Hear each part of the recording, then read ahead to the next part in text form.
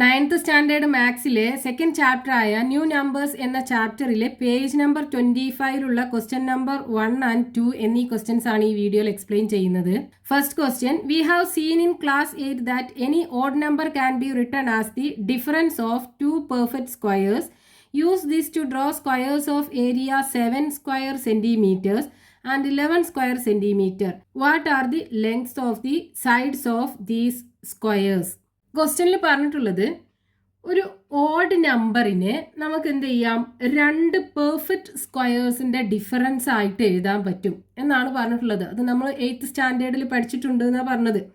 അതായത് ഇവിടെ നോക്കൂ, ഇവിടെ ഇപ്പോൾ ഈ 3 എന്ന് പറയുന്നത് ഒരു ഓഡ് നമ്പർ അല്ലേ. ഇതിനെ നമുക്ക് എന്ത് ചെയ്യാം, പെർഫെക്റ്റ് സ്ക്വയർ നമ്പറായ 4 എന്ന് പറയുന്നത് ഒരു പെർഫെക്റ്റ് സ്ക്വയർ ആണ്. അതായത് 2 into 2 ആണ് 4.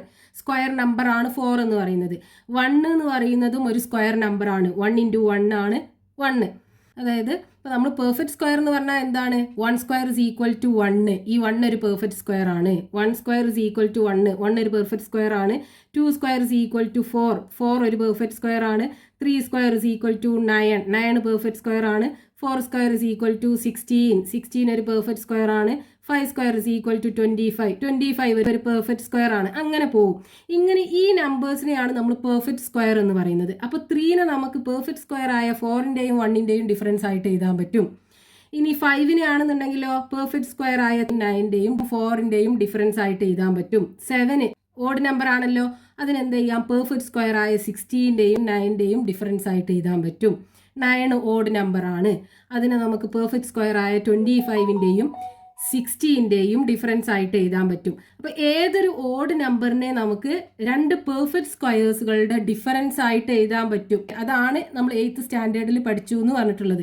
ഇനി ഇവിടെ നമുക്ക് വേണ്ടത് എന്താണ്, 7 centimeter സ്ക്വയറും അതേപോലെ 11 centimeter സ്ക്വയർ ഏരിയ വരുന്ന രണ്ട് സ്ക്വയേഴ്സ് ആണ് നമുക്ക് വേണ്ടത്. അപ്പൊ നമ്മൾ ഫസ്റ്റ് പാർട്ടിൽ പറഞ്ഞിട്ടുണ്ട് എന്താണ്, നമുക്ക് 7 centimeter സ്ക്വയർ ഏരിയ വരണം എന്നുണ്ടെങ്കിൽ എന്ത് വേണം, ഈ സൈഡ് ലെങ്ത് എന്ത് വേണം, √7 വേണമല്ലോ.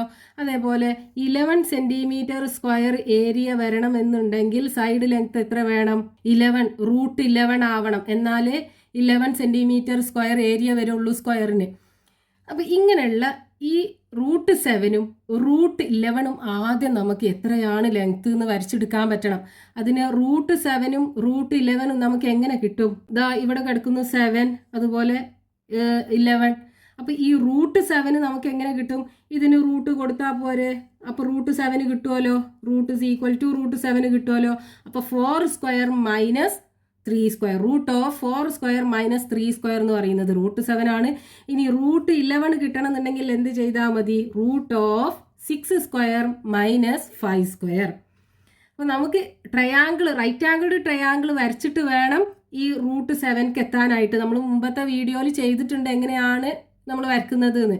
അപ്പോൾ നമ്മുടെ 4 square minus 3 square വരണം എന്നുണ്ടെങ്കിൽ പൈതഗോറസ് തിയറത്തിനകത്ത് √4 square minus 3 square വലിയ സൈഡിൽ നിന്ന് ഒരു പെർപെൻഡിക്കുലർ സൈഡാണ് കുറക്കുന്നത്. അപ്പോൾ 4 എന്തായിരിക്കും, ഇതാണല്ലോ. ഈ 4ന്ന് ഏതെങ്കിലും ഒരു പെർപെൻഡിക്കുലർ സൈഡ് 3 കുറക്കുക. അപ്പോൾ നമുക്ക് ഈ സൈഡ് കിട്ടും. ഈ സൈഡ് എന്തായിരിക്കും, ഈക്വൽ ടു √7. അതായത് √4 square minus 3 square is equal to √7 ആണ് വരിക. ഇനി ഇതിനകത്താണെന്നുണ്ടെങ്കിൽ നമ്മൾ റൈറ്റ് ആംഗിൾഡ് ട്രയാങ്കിൾ എങ്ങനെ എടുക്കണം, ഈ 11 വേണമെന്നുണ്ടെങ്കിൽ ഇവിടെ നോക്കൂ, 6 square minus 5 square ആണല്ലോ വലിയ സൈഡിൽ നിന്ന് ഏതെങ്കിലും ഒരു പെർപെൻഡിക്കുലർ സൈഡ് സബ്ട്രാക്ട് ചെയ്തത്. അപ്പോൾ വലിയ സൈഡ് എന്ന് പറയുന്നത് നമ്മുടെ ഹൈപ്പോട്ടന്യൂസ് 90 ഡിഗ്രിക്ക് ഓപ്പോസിറ്റ് ആയിട്ട് വരുന്ന സൈഡ്. അപ്പോൾ ഇതെന്താവണം, 6 ആവണം. അടുത്ത സൈഡ് എന്താവണം, 5 ആകണം. അപ്പോൾ 6 square ഈ സംഭവം എന്ന് പറയുന്നത് എന്തായിരിക്കും, 11 ആയിരിക്കും. സോ √11 is equal to എന്ത് വരും, square root of 6 square minus 5 square. അപ്പോൾ നമ്മൾ ഇത് വരച്ചെടുക്കാൻ എന്ത് വേണം, ആദ്യം നമ്മൾ ഒരു right angle triangle with side length 3ഉം 4ഉം വരച്ചെടുക്കണം. എന്നിട്ട് നമുക്ക് √7 കിട്ടും. അതേപോലെ ഇവിടെ നമ്മൾ എന്ത് ചെയ്യണം, right angled triangle with side length 5ഉം 6ഉം വരച്ചെടുക്കണം. അപ്പോൾ ഒരു സൈഡ് √11 കിട്ടും, നമുക്ക് സ്ക്വയർ വരച്ചെടുക്കാൻ പറ്റും. അപ്പോൾ ഇവിടെ നമുക്ക് √7ന്റെ സൈഡ് എത്രയാണെന്ന് കിട്ടിക്കഴിഞ്ഞാൽ ഇവിടുന്ന് 7 മെഷർ ചെയ്തിട്ട് ഈ സ്ക്വയർ കംപ്ലീറ്റ് ചെയ്ത് വരച്ചാൽ നമുക്ക് 7 centimeter സ്ക്വയർ ഏരിയ ഉള്ള സ്ക്വയർ കിട്ടും. ഇവിടുന്ന് ഇതേപോലെ ഈ √11 മെഷർ ചെയ്തിട്ട് സ്ക്വയർ വരച്ചെടുത്താൽ 11 സെൻറ്റിമീറ്റർ സ്ക്വയർ ഏരിയയുള്ള സ്ക്വയറും കിട്ടും. ഇനി ഇതെങ്ങനെയാണ് വരക്കേണ്ടത് നോക്കിക്കോളൂ. ഫസ്റ്റ് നമ്മൾ എന്ത് ചെയ്യണം, ഈ സൈഡ് 3 സെൻറ്റിമീറ്റർ വരയ്ക്കുക.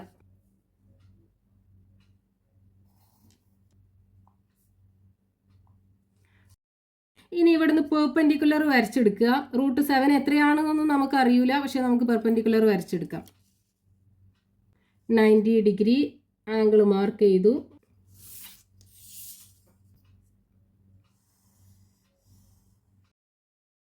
ഇനി നമുക്ക് ഇവിടുത്തെ സൈഡ് നമുക്കറിയാലോ 4 സെൻറ്റിമീറ്റർ ആണല്ലോ.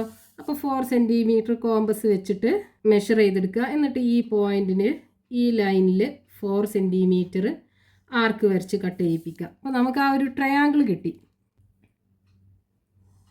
ഓക്കെ, ഇവിടുത്തെ സൈഡുകൾ ഏതൊക്കെയാണ്?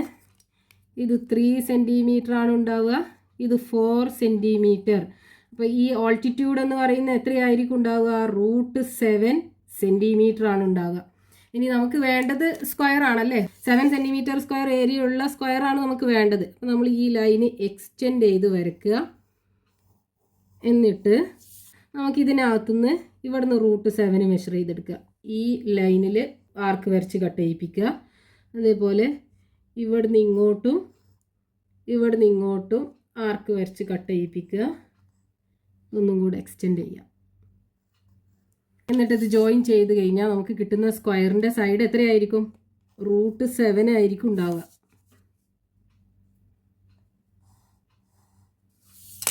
ഇവിടെ √7 ആണല്ലോ ഇതിൻ്റെ സൈഡ് ലെങ്ത്ത്.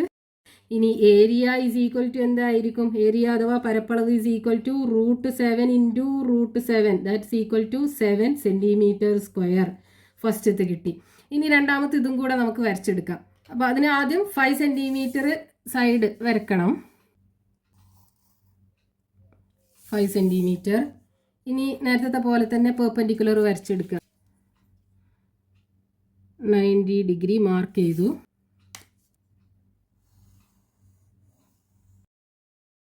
ഇനി ഈ സൈഡ് അറിയാലോ 6 മെഷർ ചെയ്തെടുക്കുക. എന്നിട്ട് നേരത്തെ പോലെ തന്നെ ആ ലൈനിൽ ആർക്ക് വരച്ച് കട്ട് ചെയ്യിപ്പിക്കുക. ഇത് ജോയിൻ ചെയ്യിച്ച് കഴിഞ്ഞാൽ അപ്പോൾ ഇവിടുത്തെ ഈ സൈഡ് എന്ന് പറയുന്നത് എന്തായിരിക്കും? √11. ഇവിടെ 5, ഇവിടെ 6 ആയിരുന്നു. ഇനിയിപ്പോൾ √11 ലെങ്ത്ത് നമുക്ക് കിട്ടി. ഇനി നമുക്ക് സ്ക്വയർ ഈസി ആയിട്ട് വരച്ചെടുക്കാം അല്ലേ. നേരത്തെ പോലെ തന്നെ ഈ സൈഡ് എക്സ്റ്റെൻഡ് ചെയ്യുക. √11 ഇവിടുന്ന് മെഷർ ചെയ്തെടുക്കുക.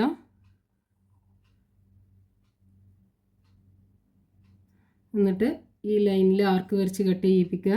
അതേപോലെ തന്നെ ഇവിടുന്ന് ഇങ്ങോട്ടും ആർക്ക് വരച്ച് കട്ട് ചെയ്യിപ്പിക്കുക. ഇനി അത് ജോയിൻ ചെയ്ത് കഴിഞ്ഞാൽ നമുക്ക് വേണ്ട ആ സ്ക്വയർ കിട്ടും.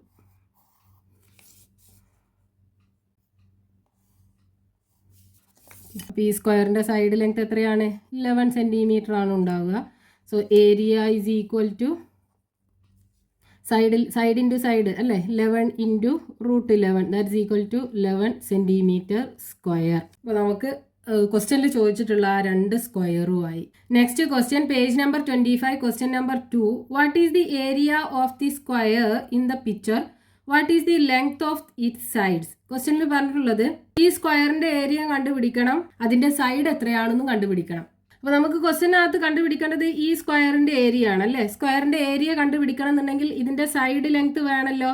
അപ്പോൾ ഈ സൈഡ് ലെങ്ത് കിട്ടാനായിട്ട് നമുക്ക് ഈ ഒരു ട്രയാങ്കിൾ നമുക്ക് എടുക്കാം. ഇവിടെ നോക്കൂ, ഈ ട്രയാങ്കിൾ എന്ത് ടൈപ്പ് ഓഫ് ട്രയാങ്കിൾ ആണ്? റൈറ്റ് ആംഗിൾഡ് ട്രയാങ്കിൾ ആണ്.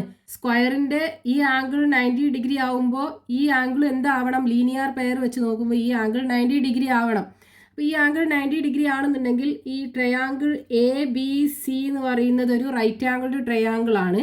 അതിൽ ഈ AC എന്ന് പറയുന്നത് ഈ ട്രയാങ്കിളിന്റെ ഓൾട്ടിറ്റ്യൂഡ് ആണ്. അപ്പോൾ ഓൾട്ടിറ്റ്യൂഡ് AC ഈക്വൽ ടു എന്താണ്? Square root of largest side എന്ന് പറയുന്നത് hypotenuse AB square minus BC square ആണല്ലോ, അടുത്ത പെർപെൻഡിക്കുലർ സൈഡിന്റെ square. That is equal to AB എന്ന് പറയുന്നത് square root of 3.5 square minus BC 1.5 square. So is equal to 3.5 square എന്ന് പറയുമ്പോൾ 35 into 35, 5 into 5 25, remaining 2, 3 into 5, 15, 15 plus 2, 17, then 3 into 5, 15, remaining 1, 3 into 3, 9, 9 plus 1, 10, 5, 7 plus 5, 12, remaining 1, 1 plus 1, 2, then 1. So 2 decimal ഉണ്ട് ഇവിടെ. അപ്പോൾ 3.5 into 3.5 അല്ലേ, അപ്പോൾ ആ 2 ഡെസിമലും കൂടെ ഇട്ട് കൊടുക്കുക. So is equal to square root of 12.25. ഇനി അടുത്തത് 15 ഇൻറ്റു 15. നമുക്കറിയാം 15ൻ്റെ സ്ക്വയർ 225 ആണ്. അപ്പോൾ നമുക്ക് 2 ഡെസിമലും കൂടെ ഇട്ട് കൊടുക്കണം. 1.5 ഇൻറ്റു 1.5 അല്ലേ, അപ്പോൾ ആൻസർ വരുന്നത് 2.25. ഇനി 12.25 നിന്ന് 2.25 സബ്ട്രാക്ട് ചെയ്താൽ 5 5 പോയാൽ 0, 2 2 പോയാൽ 0, ദെൻ 2 2 പോയാൽ 0, 1. സ്ക്വയർ റൂട്ട് ഓഫ് 10 വരും. ഓക്കെ, അതായത് AC ഈ സ്ക്വയറിൻ്റെ ഒരു സൈഡ് ലെങ്ത് എന്ന് പറയുന്നത് എന്താണ്, റൂട്ട് 10 വരിക.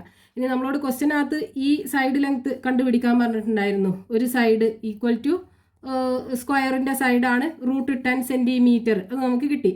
ഇനി അടുത്തത് കണ്ടുപിടിക്കാൻ പറഞ്ഞിട്ടുള്ളത് ഇതിൻ്റെ ഏരിയ ആണ്. അപ്പോൾ ഏരിയ ഈസ് ഈക്വൽ ടു എന്താണ്, സൈഡ് ഇൻറ്റു സൈഡ് അല്ലേ, side into side, that is equal to root 10 ആണ് side length. Root 10 into root 10, 2 root 10 multiply ചെയ്യുമ്പോൾ ആൻസർ ഒരു 10 ആയിരിക്കും ഉണ്ടാവുക. 10 സെൻറ്റിമീറ്റർ സ്ക്വയർ ആണ് ഈ ഒരു സ്ക്വയറിൻ്റെ ഏരിയ വരുന്നത്.